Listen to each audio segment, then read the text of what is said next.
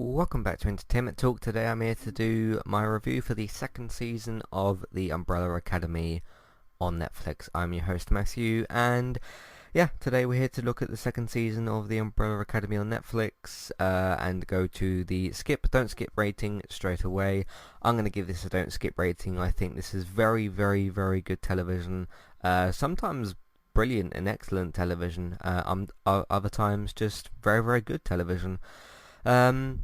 I think this second season's really good. I think that for this second season, I think you've got a little bit of a case of a season of two halves, but not quite half. What I mean by that is the first half of the season is slower than the second half of the season, at least to me. You know, I'm here to speak on my opinion, so there we go. Second half of the season really, really picks up. I thought from around episode 4 or 5 right to the end is probably the best section of this season of the Umbrella Academy, because you basically go from this opening scene. I'm gonna obviously stay spoiler free for the start here, and then we'll go into spoilers later.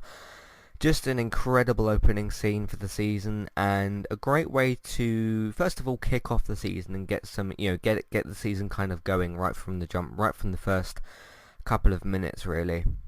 And kind of set up fundamentally what the season's about, and set up like, okay, you know where they were for the end of the first season, here's where they are for the start of the second, and explaining how they got there, kind of, which is obviously part of the season's mystery and stuff as to how they end up where they end up, and that sort of thing. And then just doing this almost like a showcase of each character's power. And using it in this particular opening scene. I'm not going to go into details here about what the opening scene is. I know that the day before the season came out, they did release that on YouTube, like the opening 2 minutes of the season. I just waited until I actually started the second season itself. But no, really, really good way to kick off the season. Just kind of a showcase of powers, but not just for the sake of it. There was a big reason as to why, and the season really just sort of kicks off from there. And then you have a situation where it's a case of rebuilding after that opening scene, right up until around about episode 3, episode 4. Because to me, like I said, around episode 4 or 5 of the season, that's where the season kind of finds its foot again, finds its feet again rather. But the previous episodes to that is the part that I'd call the slower part of the season.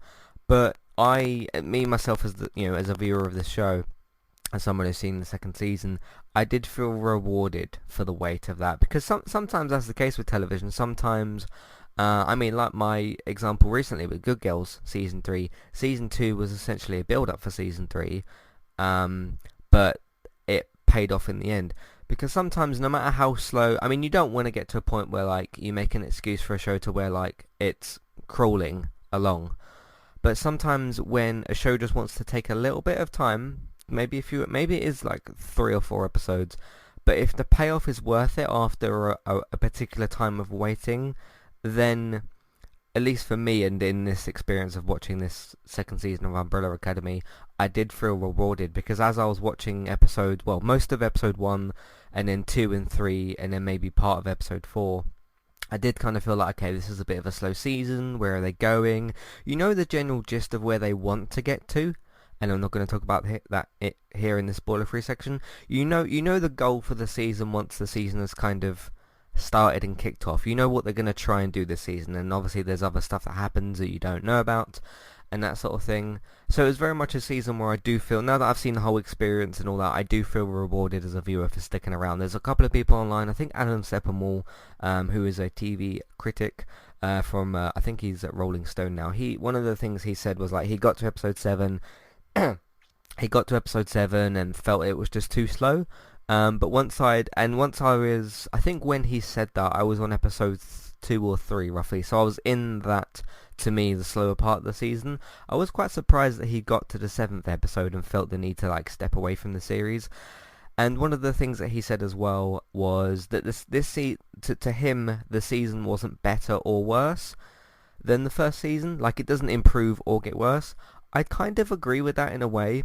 I think what you've got here is, okay, you've got an equal, because in terms of, if you ask me the question, okay, which season do I think is better?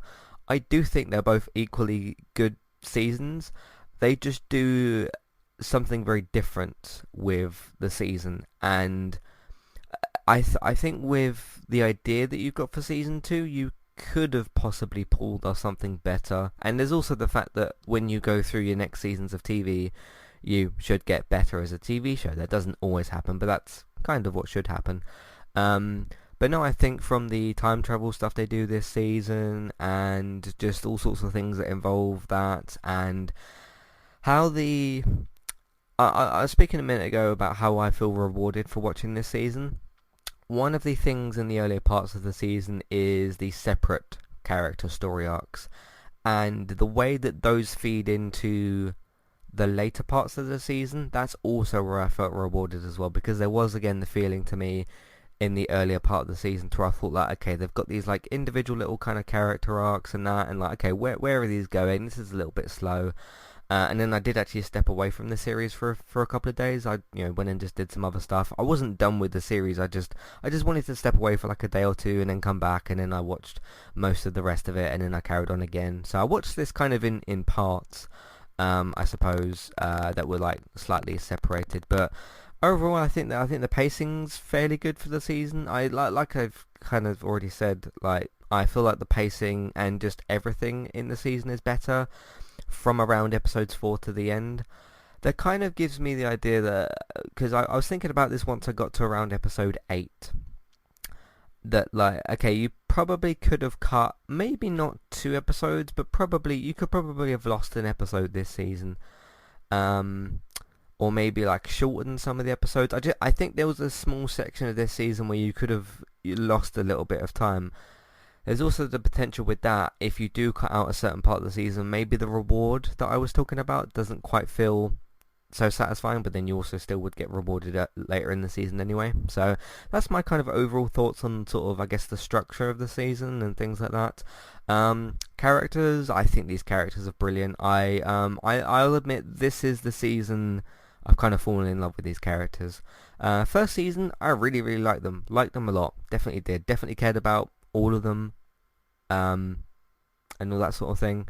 So I thought that was great. But yeah, what they do with some of the character work and character development in the second season, I think that part of this season is potentially better than the first season. The character development, the overall quality of seasons 1 and 2, like I said, I think are fairly equal, give or take for maybe 1 or 2 of them, one or the other season. But character development, I think, is really good this season. Character relationships, you get a little bit more of backstory with certain characters, and the idea of some of those things are played over the season. Yeah, I felt rewarded with that as well. And yeah, I've kind of fallen in love with these characters at the end of the second season, which is a very good goal for the show to achieve as well. So, yeah, I think that's pretty much everything I want to say spoiler free. There's a lot of stuff to talk about in the spoiler section, but yeah, going back to the skip don't skip rating, if you've seen the first season, you've got something of equal quality but different here. You've got a show that rewards you for keeping on with watching it, not for like most of the season, but the first couple of episodes, like I said, I've already explained that anyway. So, but no, if you've seen the first season, I'd recommend you don't skip this one. If you haven't seen either season, and you're listening to this as well, which is possible, then I'd say go and watch both seasons of Umbrella Academy. Hasn't been renewed yet for a third season, which is a little bit worrying, but it hasn't actually. It's been out for, well, it's the 9th of August today, and it was released on the 31st of August, so it's only been out for just over a week or so. So give it a little bit of time. There's still some Netflix shows out there that came out months ago that still haven't been renewed. Things like The Kingdom, I'm Not Okay With This, and a bunch of others as well. Sometimes it takes Netflix a little bit of time to get to it, and then sometimes you've got a situation like with The Witcher where the first season hasn't even come out yet and it gets renewed. So, I mean, it took them a while to renew Stranger Things for season 4, and that's arguably their biggest show. So anyway, I think it'll be renewed for a third season. Will it be a final season? Netflix does have this whole 3-season thing at the moment. I think it's got maybe a couple of seasons left in it. Depends on how Netflix feels, and I don't know how they feel about the show. So, but this is probably one of Netflix's biggest shows as well. Again, it's another one that they've done based off a comic book. So I think it will be okay. Don't take my word for that, but I think it will be okay. I'd be quite surprised if they cancelled this after the second season. But next season, the whole 3-season thing, we'll see how they treat it. So anyways, going to a bit of housekeeping. I'm not going into spoilers yet. I'll let you know when I'm going to, but just be ready, but not yet. So we'll see you in a minute for some housekeeping. Hey guys, what's up? This is Donnie, and I host the Adulting with Donnie podcast. And this is not the show to listen to if you're trying to be a better adult. I started this podcast as a way to offload some thoughts that I have throughout the week. My topics vary widely every week. Movies I've seen, guns and gun control, sex, people that are stupid, why I don't care about celebrity opinions, TV shows, snowmobiling. The list goes on and on. I'm always taking topic suggestions from fans of the show too. So join me each week on Adulting with Donnie as I pour some bourbon and allow you to see the inner workings of the mind of a madman. Live free and rant hard. I'm Christy. And I'm Jackie. And we are Killer Fun. We explore the intersection of crime and entertainment every other week. For as long as people have been communicating, they have been talking about who did what to whom, and is that socially acceptable? Because the boundaries of society, crime, and entertainment have always gone hand in hand. The more salacious, or weird, the better. From books and movies to television shows and games, we look at how life and art imitate and inform one another. And we can't get together and not laugh. So let's face it, there's going to be laughing. Killer Fun is available anywhere you listen to podcasts, so join us. Today's sponsor is Kualu. If you'd like to get started with a domain name and a website today, just click on the link in the show notes and that will take you over to Kualu to get started. They also have a live support chat system that you can use, which is in the bottom right hand corner. So get started with a new website and domain name today with Kualu. Hey everybody, if you would like to get the ad-free versions of all of our podcasts and support Entertainment Talk along the way, all you need to do is head over to patreon.com/entertainment talk. Sign up either as a creator or as a Patreon, there's no difference there. That's just the option for either becoming a creator now or just staying as a patron for the moment. And then all you need to do is support us at the $1 level tier. That will get you access to all of the ad-free podcasts that we've done in the past, and get you access to all the ad-free podcasts in that month as well. So it's a great way to support us on Entertainment Talk and to get rid of the ads and get your ad-free podcasts. You can also become a patron at the $3 level tier. That gets you access to ad-free podcasts and allows you to redeem a review of a TV show or a film of entirely your choice. That's one per month for either a TV show or a film review, which is at the $3 level tier. As always, thank you very much for listening. Back to the show. Alright, recently on Entertainment Talk, another Gaming Talk podcast. Last week we talked about Splinter Cell. Speaking of Netflix TV shows, Splinter Cell is going to be getting an animated TV show on Netflix, so me and Robert discussed that, and the fact that they haven't made a Splinter Cell game in 7 years, and what you could do, etc, etc, and a bunch of other stuff. We also talked about Sony's State of Play for August, showing off some new games, and some other stuff, and some PS4 stuff, and bit more Crash Bandicoot and some other things as well. So there was also a bit of news about accessibility options in terms of devices and controllers for PlayStation 5, so we talked about all of that stuff as well. I did a podcast on Disney Plus and BBC. The BBC is kind of struggling a bit at the moment, and Disney Plus very much isn't. Just for a little bit of a note on that, Disney Plus had the goal of 58 million subscribers in 5 years, and they did it in 8 months. So, talk about overachieving a goal. But I talked about that and just kind of compared the two and those sorts of things, and why I think that situation is happening. Manchester United beat LASK 2-1 to make it 7-1 on aggregate. We are in the quarterfinals of the Europa League against Copenhagen, and that will be played tomorrow. I also talked about the situation about Lingard and the fact that Sanchez has left the club and Sancho might be joining the club. So a whole bunch of stuff talked about there, so you can go and look out for that. Classic reviews continued last week as well. Season 4 episode 9, the penultimate episode for the season. Ace Ventura When Nature Calls, the sequel to Ace Ventura Pet Detective. Season finale will be this week, and then there'll be a couple of other additional episodes for Classic Review Season 4, so look out for those on Wednesdays. Me and Gray last week did a episode called Pilot Watch, the third episode. He gave me Channel 4's Chewing Gum to watch, the pilot for, which you can watch on All 4 and on Netflix. And I gave him the zombie drama TV show on Netflix called Black Summer to watch as well. Both spoiler free, so we talked about our impressions of those shows. Chat podcast for July, talking about how July went, an update for the Star Trek podcasts, and just talked about people wearing masks or not wearing masks in public, and just some other stuff as well. So that's the chat podcast for this month. So that's that as well. Did another couple of reviews. Don't skip Train to Busan, spoiler free. If you're in the UK, you can rent that on Amazon and on YouTube if you want to. Very much recommend that. Did a skip rating for Midsommar, the 2019 horror film. Both of those reviews are spoiler free, but skip for Midsommar and don't skip for Train to Busan. Again, I'm not telling you what to watch, just my recommended part of the review. So there's that as well. Don't skip, like I said, Good Girl Season 3, which is available on NBC, possibly on Peacock in the US, although I'm not sure, but it is available all 3 seasons on Netflix in the UK. And that's everything for entertainmenttalk.org and on podcast platforms as of recently. I'm going to go into spoilers for the second season of Umbrella Academy now, so if you haven't seen the first season, even if if you haven't seen the second season of Umbrella Academy and the first season, just go and watch them both if you've not seen them. But I'm going to go into spoilers for the second season of Umbrella Academy and talk about those parts of the season.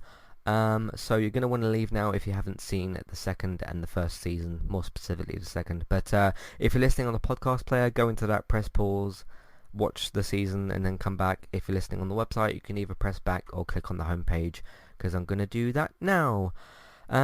So one thing I want to talk about up front, you've got where's her name gone? Alison. Yeah, I thought her the racism storyline with her and her husband this season, very, very impactful. I thought that they did a fairly good job there, just tackling, in the 60s, because they're all in the 60s, aren't they? I think it's 60, 61, 62 and 63. One of them is the year that JFK was assassinated as well, so which is 63, yeah. But she's in one of the timelines as well, and of course they show the whole racism thing, and they go into this cafe, and they go into there 2 or 3 times in the season, I think. I never properly got a chance to read the sign, but it's something like, we won't serve black people, or we'll only serve white people. That's the rule that they've got, is that they'll only serve white people and not black people, which is obviously racist, but it wasn't seen quite that way back in the day. And she starts this whole campaign thing with her husband. I thought that was great, very just impactful and emotional, and at least to me, from my viewing experience, I thought that they did that right. And then, you gain the trust there, and then she tells him about the powers and stuff, and then they come across those 3 brothers later on. I thought all that was really good, and then she gets her powers back in time. Thought all that was pretty good, very emotional, very impactful, and I think that they did a very good job there as well. And then, she goes into the cafe later, and she uses her powers and kind of burns that guy's hand and whatever. Yeah, thought that was pretty good. So that was, because I specifically remember last season, which was last year in February or something. I remember kind of pointing out Alison and thinking like, okay, she seems like a pretty good character, but I don't remember them doing quite enough with her last season. And I remember saying like, oh, I'd like to see more of her next season, and her kind of be more involved in the story. Well, that was a good way to kind of answer that. Not that I wanted her to be involved in a racism storyline, but they did a really good job with her in the second season. And in terms of the audience that talks about this show, Facebook and Twitter and all that you see people talking about the show, I don't see Alison get mentioned that much. It's always about Klaus, who is Robert Sheen's his character. And yeah, he's certainly like, the comedic one, the funny one, and I like him as well. But I've kind of come to the conclusion, I think Alison's a bit of an underrated character. I don't know what she gets treated like in the book, or if she's a slightly smaller character in the comic book. I don't know, because I haven't read it. But yeah, Klaus is obviously one of the standout characters for the season. But I think Alison's quite a good character as well. And again, I didn't want her to be involved in a racism storyline, because that's not very nice. But what they did with her in the season, and Emmy Raver Lampman's acting, very, very good for the season, so I was pretty happy with that. So that was good. Yeah, Klaus joining the cult, very fitting for him, second season. I think there's a scene earlier, I think it's in about the third episode or so, where Allison meets up with Luther, and they're having a meal and whatever, and they're kind of catching up on like, oh, Five's doing this, and so-and-so's doing that, and Vanya's doing this and that, and then they get to Klaus, and I think Luther says to Allison like, oh, where's Klaus? And she's like, oh, we started a cult. And Luther's like, oh yeah, of course, yeah. So it wasn't like, you know, an awful cult. It was I mean, for the one that they kind of displayed on screen, it was very much one of around like happiness and stuff. They never really showed the cult to be particularly bad. It was more like a comedic kind of thing for the character to do, and very much fit with his character. And like always, Robert Sheehan, Sheehan, I think it's Sheehan.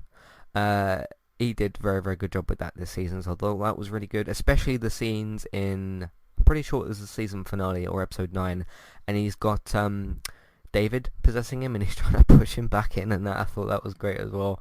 And then because nobody else can see David, that part in the season where they all have to meet up and Five's like really stressed about it all, and you just see Klaus come around the corner, and he looks like he's, I don't know, drunk or high or both, and he's obviously trying to push David back in or whatever, or that David's trying to kind of gain control and whatever, and you just see Klaus like flailing around and all that. I thought that was great.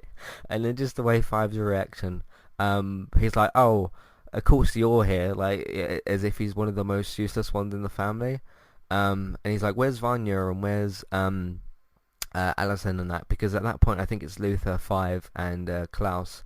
So I thought that was a really good way of, okay, Five's stressed, you know, they got to get out of here, and like there's 6 days to go or 5 days to go until this doomsday end of the world scenario, and then Klaus just comes around the corner looking like that. I thought that was a really good way of combining the drama around Five this season, you know, culminating in that scene, and then just the comedic stuff with the cult with Klaus. I thought that was a great way, and then just kind of again connecting with characters.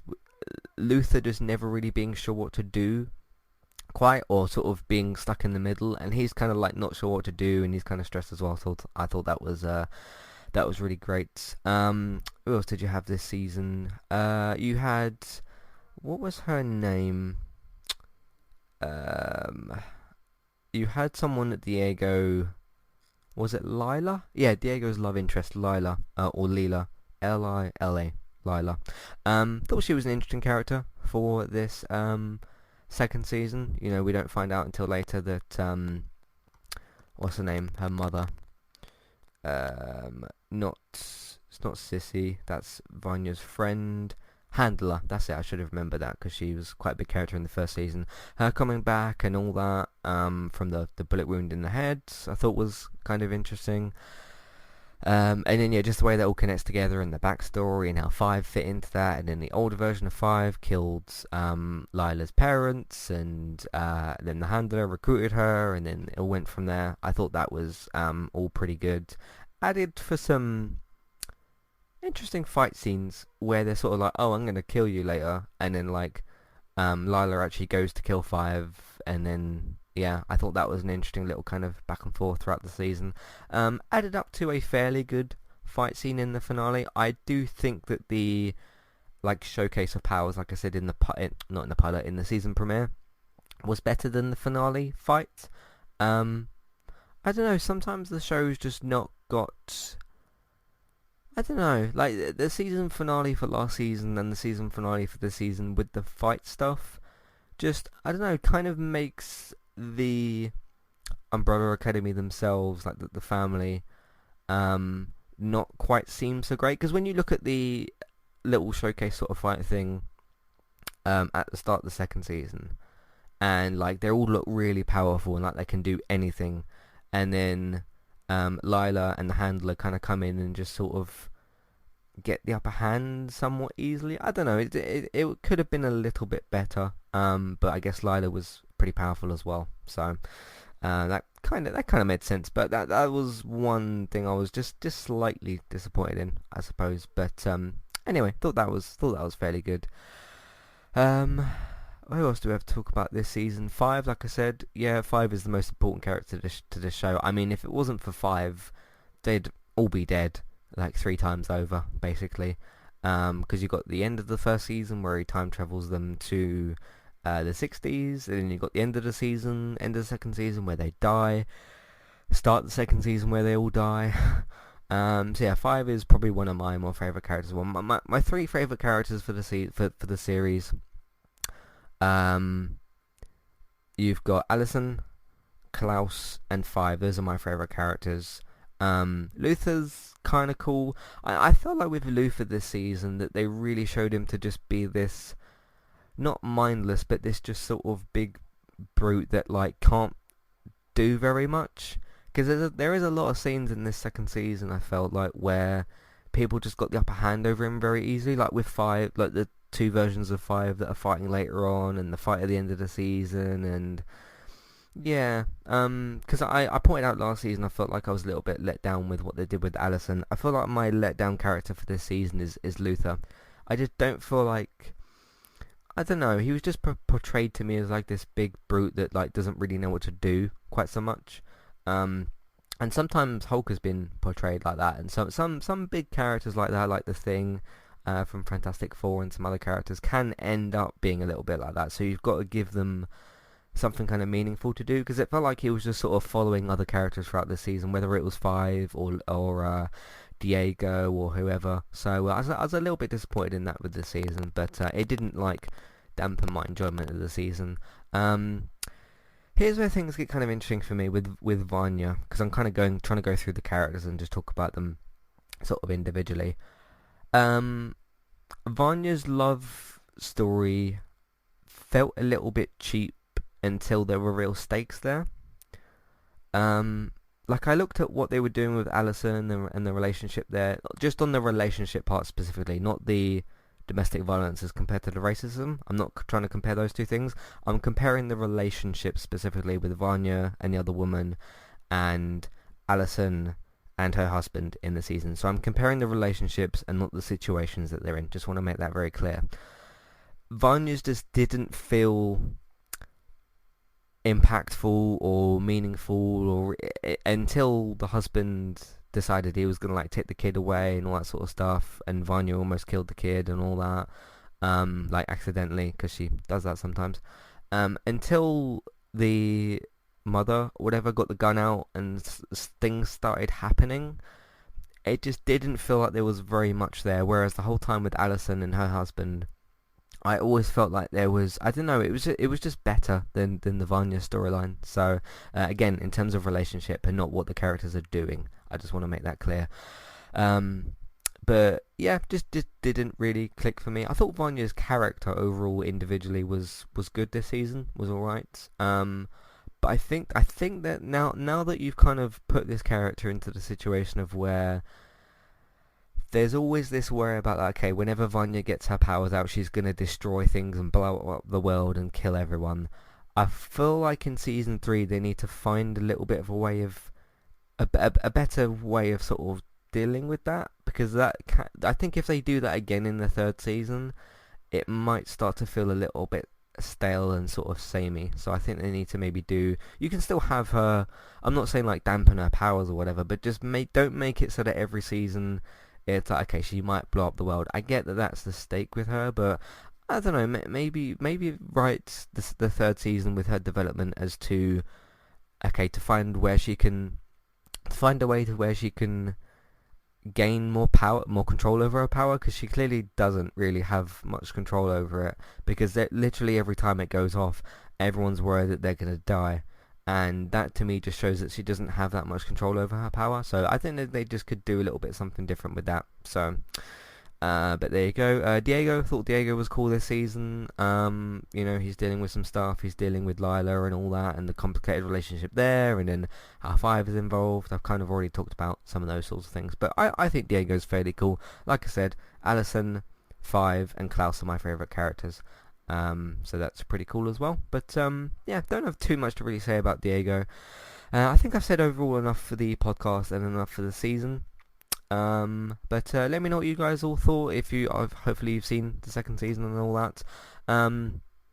Let me know what you think of the 2nd season of Umbrella Academy. Your thoughts, feelings, questions, comments about them.